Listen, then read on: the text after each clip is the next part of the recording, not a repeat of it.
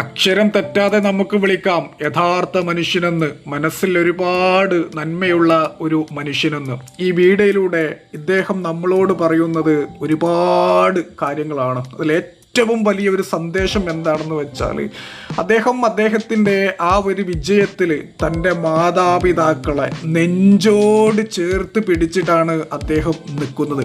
ഇത് തന്നെയാണ് ഏറ്റവും വലിയ സന്തോഷം. നമ്മൾ എത്ര ഉന്നതിയിലെത്തിയാലും നമ്മുടെ മാതാപിതാക്കൾ നമുക്ക് വേണ്ടി കഷ്ടപ്പെട്ടത്, അല്ലെങ്കിൽ നമ്മുടെ മാതാപിതാക്കളെ നമ്മൾ ഒരിക്കലും മറക്കരുത് എന്നുള്ള ഒരു കൃത്യമായിട്ടുള്ള സന്ദേശമാണ് ഇദ്ദേഹം നമ്മളോട് പറയുന്നത്. അദ്ദേഹത്തിൻ്റെയും ആ ഒരു മാതാപിതാക്കളുടെയും ഒക്കെ ഒരു സന്തോഷം കണ്ടവങ്ങൾ, ഇതിലും വലുത് അദ്ദേഹത്തിന് ഈ ജീവിതത്തിൽ ഇനി എന്താണ് വേണ്ടത്?